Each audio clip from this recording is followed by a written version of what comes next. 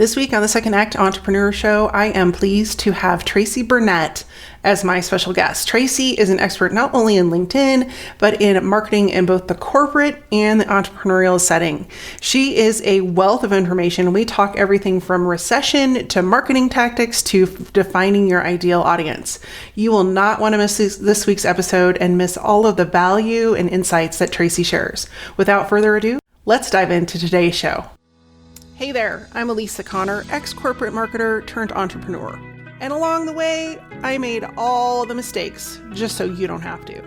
Chances are you have a pretty full career. You've got experience, expertise, and probably a whole lot of education. The problem is people can't find you. This is why each week on the Second Act Entrepreneur Show, we feature expert education, marketing insights, and mindset shifts that are going to help you create a profitable business so you can secure your legacy, ensuring that you thrive not only in your first career, but also your second act. Welcome to the Second Act Entrepreneur Show.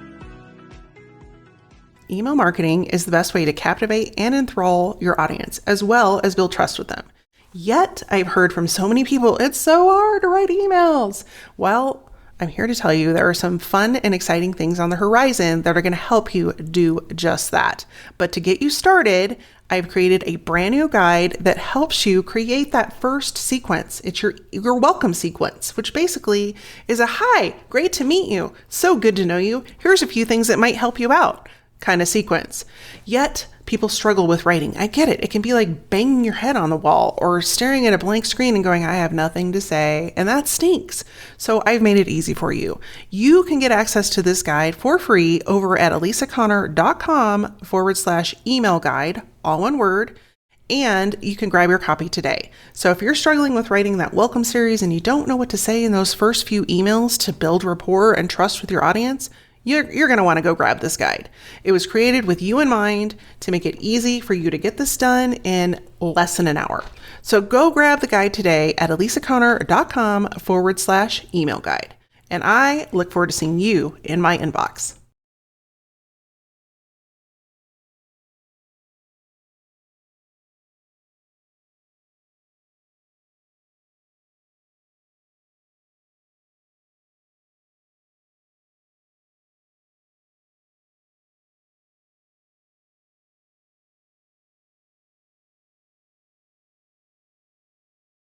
Hello, hello. Welcome to the Second Act Entrepreneur Show. It is my great pleasure to have our guest with us today to talk about LinkedIn. I met Tracey Burnett on LinkedIn, so there's the power right there. And she is phenomenal. Welcome to the show, Tracey. How are you? I'm great. Thank you very much for having me. I am so excited, and you'll be captivated by her fabulous accent to those of you listening in the US, because it's wonderful to listen to her.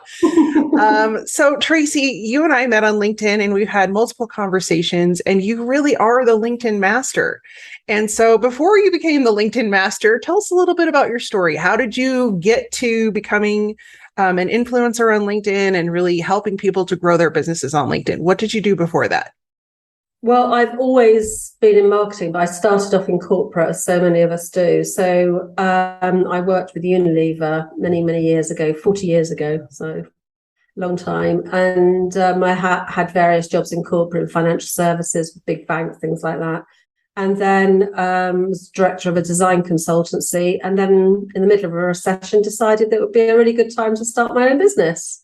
Why? I don't know, but actually, I can tell you why. So the why is because I had this boyfriend at the time who had a really smart flat in a really nice part of London and drove around in a Porsche. So I just thought, well, if he can do it, I can do it. So that's why I started my business. And I decided to move out of London. So that's when I had my second act, I suppose. Moved out of London, started my own business. Yeah, it was great. And it all went like an absolute dream. So it was right out the gate. It was good.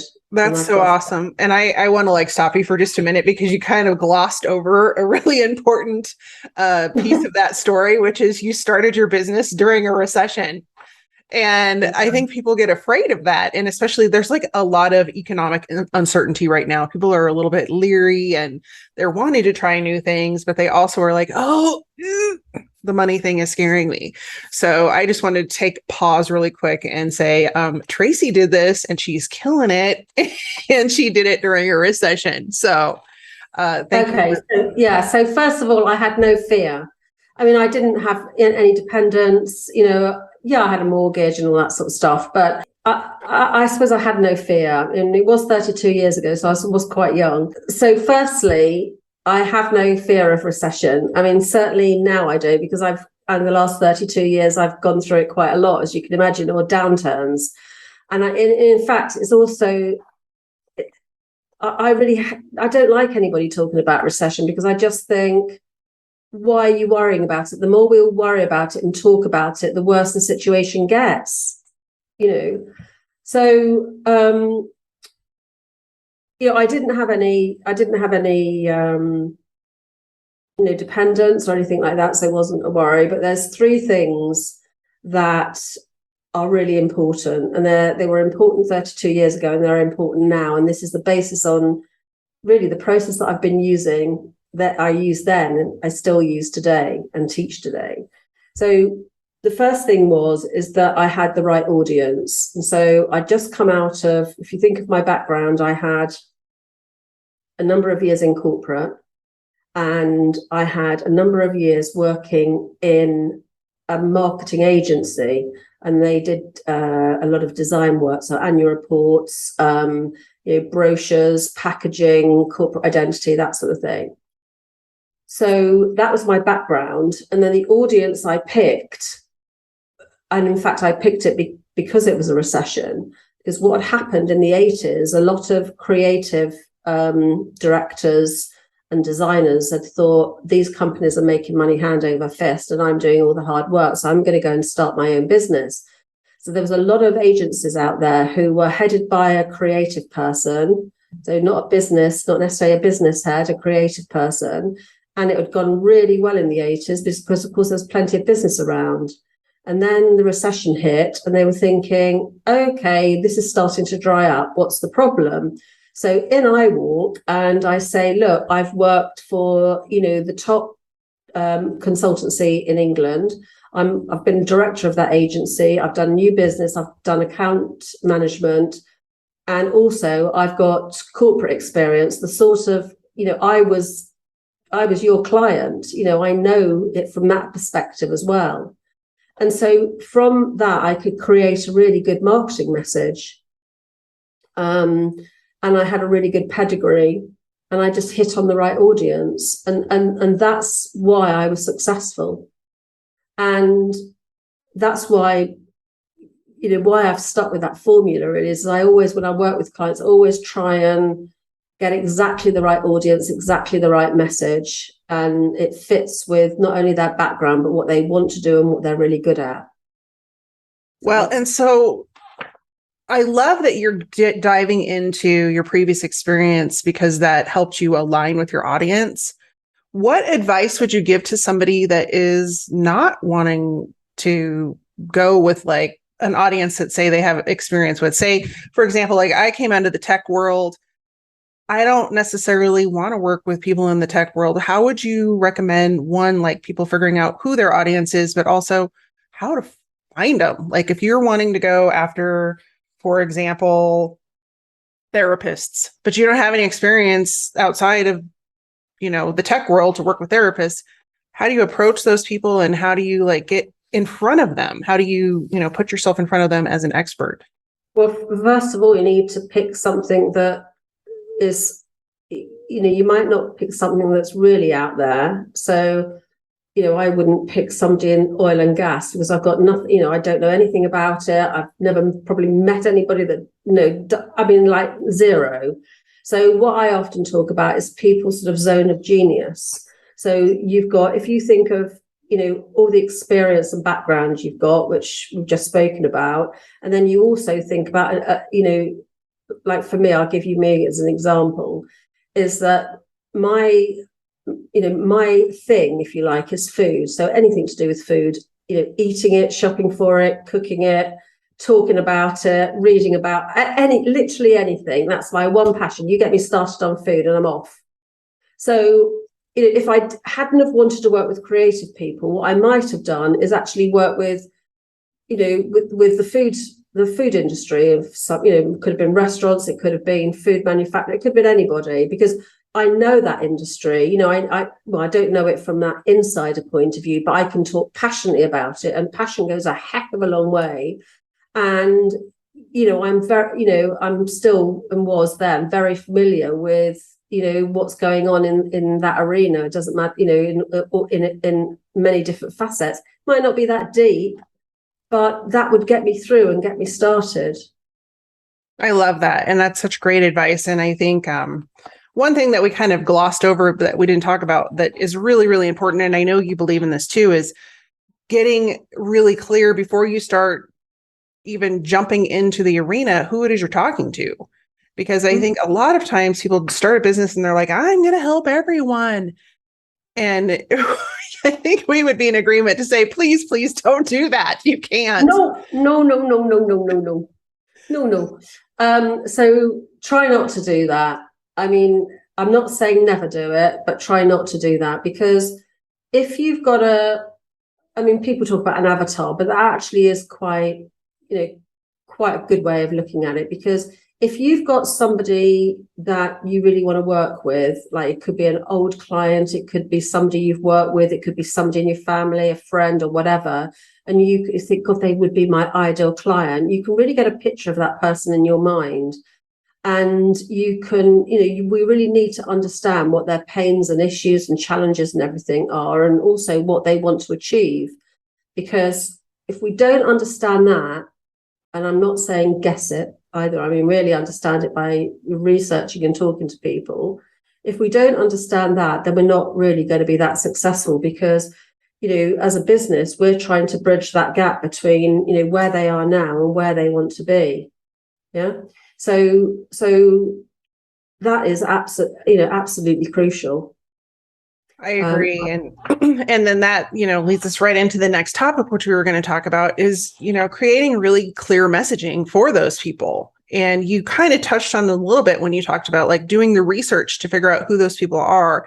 I think, tell me if I'm alone in this, but I think that's probably where people really get stuck when it comes to getting clear with their messaging, is they aren't clear about who they're talking to, and they haven't done the research to figure out what are they struggling with, where are they at in their business, and they just kind of create some generic messaging around what they want to put out there versus what those people are actually looking for. What are your thoughts on that? Oh God, so many. I mean, how long have you got? I mean, yeah, you need to get the messaging right. So unless you're using the language that they actually use themselves, it's not going to resonate. You need to get that sort of emotional connection. You need people to feel that you're in their heads, that you really understand them, number one. God, there's so many things. Messaging, often we come at it from our point of view. Like if I just said, oh, I do LinkedIn, I train people on LinkedIn. I mean, that's not very exciting, is it? Nobody wants to buy training. They want to buy results. And whenever I do research with my clients and I ask them what their biggest challenge is, there's only two answers I get. They either say finding clients or getting clients. And so that's the language I want to use. I mean, I don't particularly like that language, but, I would have put it differently. But, you have to go back to the language that people use, because that's what resonates. Right. And I think people, they either gloss over it or they don't pay attention and they're not listening. And so they don't know what language to use. And I think that's where the muddling comes when it comes to creating that message clarity, which ironically leads us right into the next topic, which, we're talking about messaging. And a lot of times people think, oh, messaging is just what you put on your website or just what you might have in a signature talk or something like that. But when we're talking about messaging, it's something that we need to make sure is happening throughout our brand and that it's consistent. And so can we touch a little bit about how that plays when it comes to LinkedIn and creating messaging over there, and where are the significant places to put that messaging, and what are some ways that you can stand out, because all social media at this point is there's a lot happening over there, and there's a lot of, I would say, noise, and we want to be able to stand out from that noise. Again, I could give such a big answer to this question, but it's all about doing the work in the right order. If you've thought about your audience, you've done the research, you know the words that they're using, you understand what their pains, issues, and challenges are, you know where they want to be, and therefore it's much easier to come up with what I call a client magnetizing marketing message. And then that you just apply to, you apply to everything you do in terms of your website, your profile, and you might not use it verbatim, but from the work that you do up front, which is all about target audience and everything we've talked about with them, what your services or products are that actually help them, what's the bridge to get them from where they are to where they want to be. That's your product or services. So your messaging goes through everything. But when you come to think about what your content plan is, for example, because really that is your content is your message in its wider sense, I suppose. And so what are your content pillars? So if you are an executive coach who specializes in financial services market, then, your pillars might be, the pains and challenges and whatever, they have personally, their marketplace in terms of financial services. It could be, you might specialize in, NLP or something like that. So one of your pillars might be NLP. So you come up with 3 to 5 things maximum that you stand for, where you want to somehow project your messaging. And so you working within a loose framework, but a fairly loose framework when it comes to content. So for me, I've got 4. I choose what I call the Unshakable Business Foundation, which is audience, messaging, positioning, products and servicing. So I can talk forever on all of those subjects. And then I've got like visibility and credibility on LinkedIn, and I've got a wide range of subjects I can talk about there. And then the final bit is maximizing your sales, how you take people from booking a meeting to actually getting their credit card details. And then my 4th pillar is just general marketing, because I've only been doing LinkedIn for 6 years. 6 years solid, but prior to that, 34 years, I did, I've got a wide range of marketing experience. So, that's what separates me in a way, that I've got that LinkedIn piece, but I can look at a total business as well. Does that make sense? It totally makes sense. Yeah. Because you and I are cut from the same cloth. I don't have 32, but I've got 20 years of experience in marketing, and most of that in digital, the last probably 15 years in digital. And then, my specialty is email.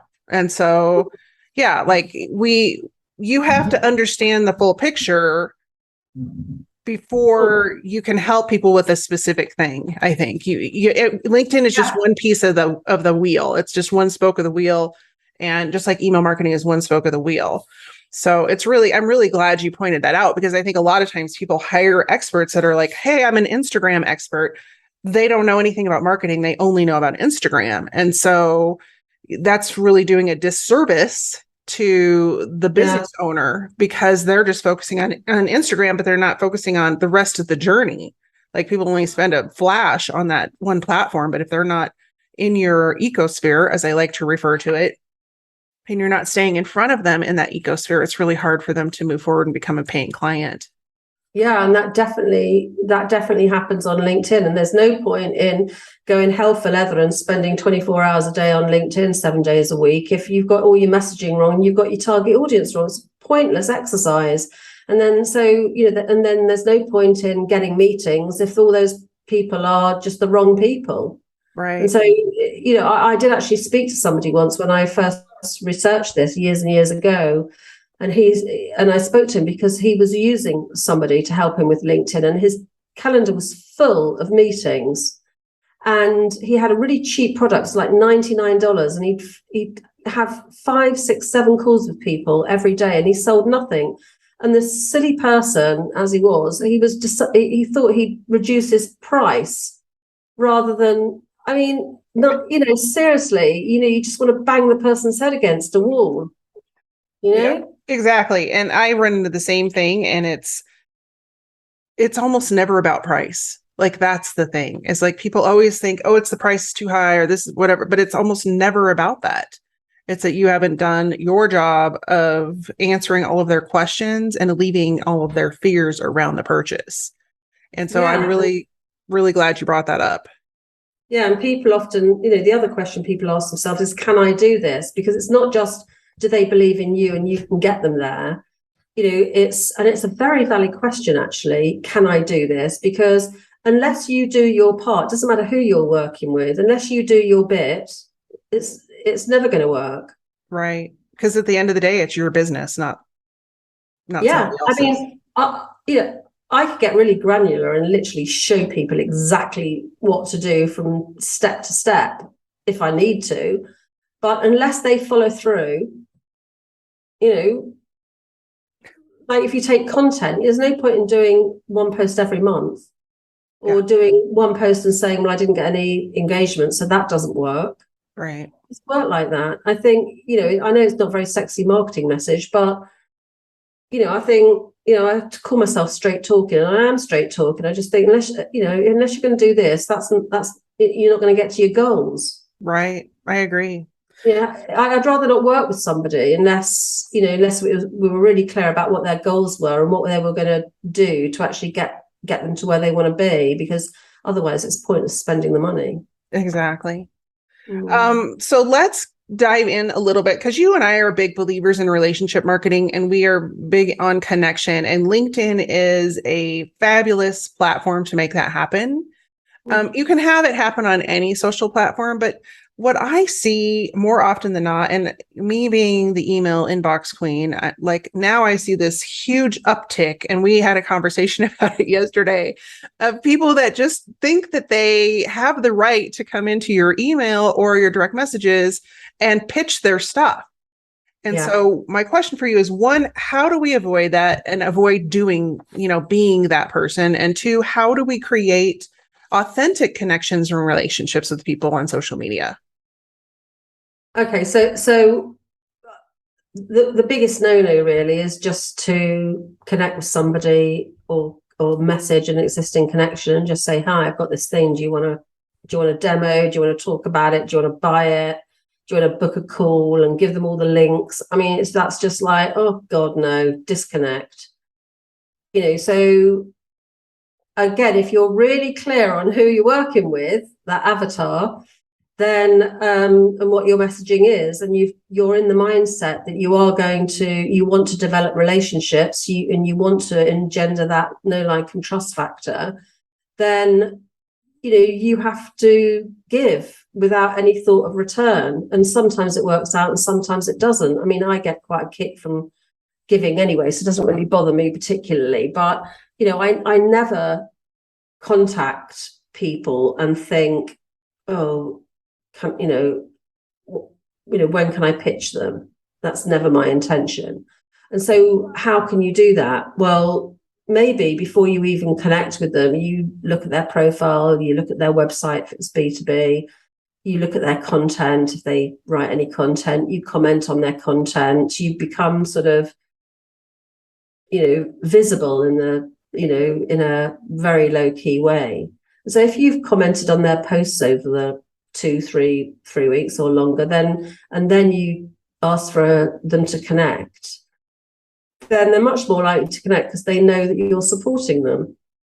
And then with the messaging, don't go straight in there with a, do you want to buy this, or let's have a call. So, I've got a particular sort of process really, but I always ask how I can help them. Essentially, that's the bottom line. And then we start a conversation in the inbox. Yep. And those are all really, like, it seems like it's such common sense stuff, but the great majority of people don't do it.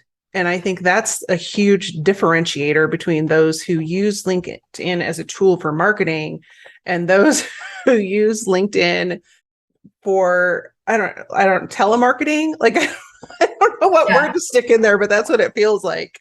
Yeah, well, I think, one of the biggest hurdles is knowing what to write. So what to write in a message, or what to write content, or they're just not very confident, or they're worried about rejection. So it's all these sort of mind games that, we run through our head. So that's my job, to get people over that hurdle. And, it can take some time, but practice makes perfect. I wasn't perfect in the beginning. I didn't know anything. I didn't know anything about LinkedIn. I did about three training courses and just took the best of those and mixed it in with my process that we've already talked about. And I went from there. And if I look at the messaging which often I do come across, that I did a few years ago, I think, oh, God, no. And of course, times change as well. So, 6 years ago, there was lots of activity on LinkedIn, but there was not much spamming. And now the spamming has got really bad, and people have got, well, a lot's happened in 6 years, hasn't it, in the world. And I think, we're moving more and more towards personal relationships. I 100% agree with that. 100%. Yeah, so it was like falling off a log 6 years ago. Now it's just takes a different process now, and consistency, keeping at it, taking the action. I mean, God, I know, boring, but so true. Right. Well, and when I talk about messaging and connection with people, I always use the analogy of a cocktail party. Like, you wouldn't walk into a cocktail party and start talking to someone and say, here's my business card, call me, we should do business together. You would never do that. You would have a conversation about them. How was your family? What do you do for work? Do you have any outside interests? And we have these like natural conversations. And I think on social media, people try to skip over that connection and authentic relationship building. And you are absolutely right in that, one, it never went away. I think it was just, we were trying to find our way on social media for a long time. And two, it's always worked to have authentic connections. But one other thing I wanted to point out, and then I want to dive into one more thing with you, is that there's this misnomer in the world on both social media, email marketing, all this stuff, is that you have to have thousands and thousands of people that you're connected to make money. And so I would love for you to address that falsehood, for lack of a better term.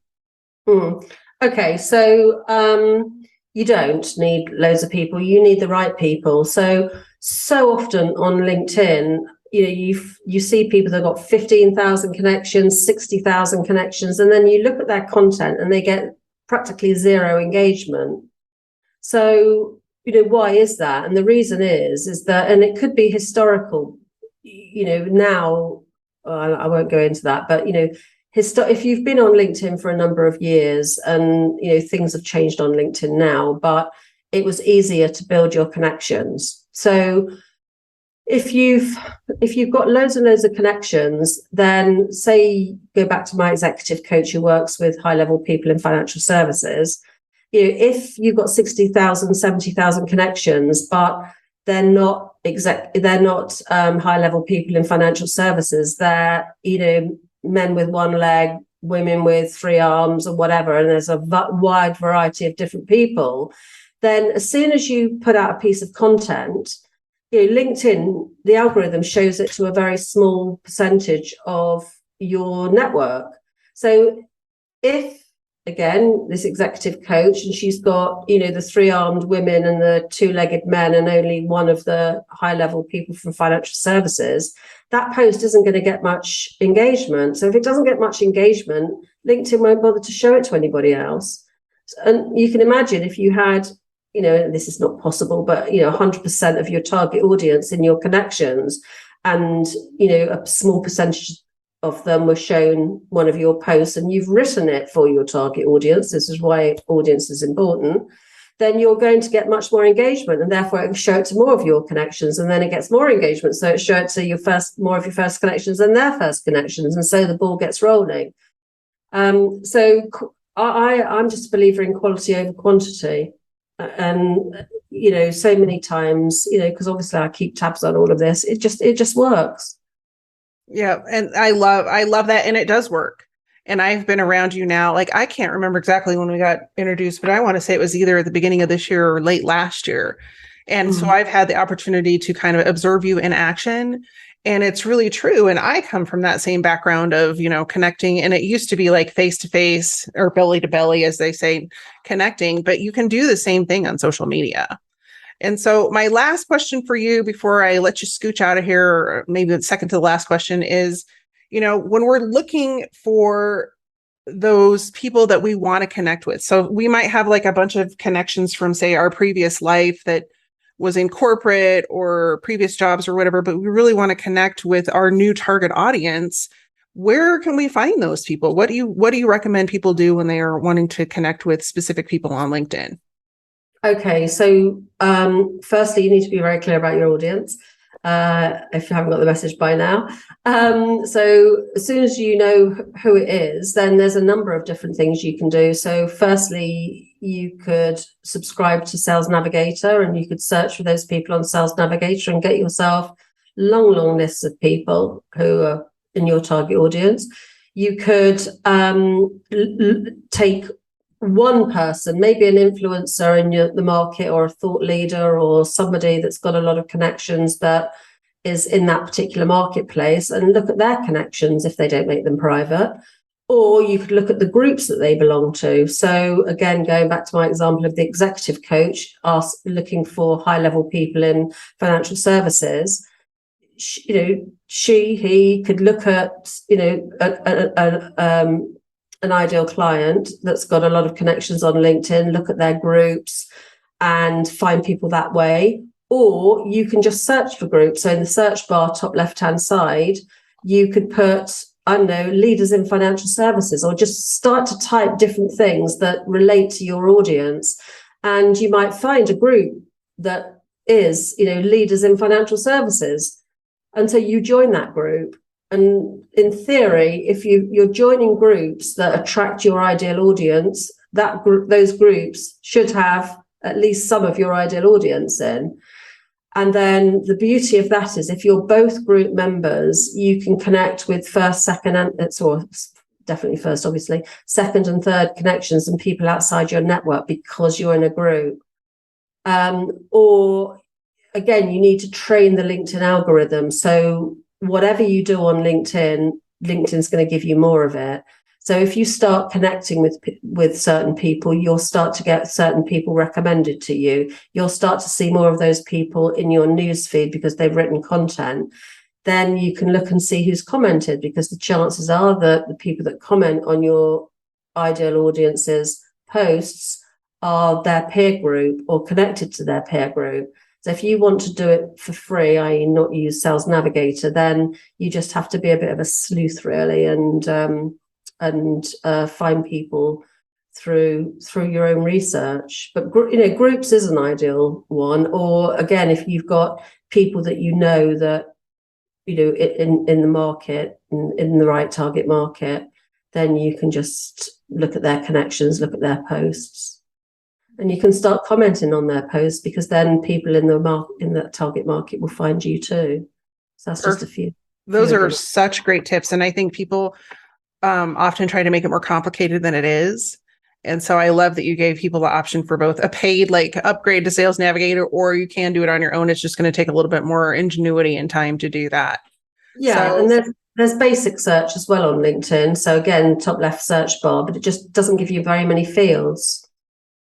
That's the only problem. But that's another way of doing it, and you're limited because it's the free version. You're limited about how many people it'll return to you in the search. Awesome. Well, Tracey, this show episode has been so powerful, and you've just really blasted us with a lot of value and information. So I know people are going to want to get in touch with you. What are the best places for people to reach out and connect with you and to learn more about what you do? Okay, well, obviously LinkedIn, which is just linkedin.com/in/Tracey Burnett, or my website, tracyburnett.com. They're the two obvious places. Awesome. And I will make sure those are linked up in the show notes so people can just click on them and find you right away.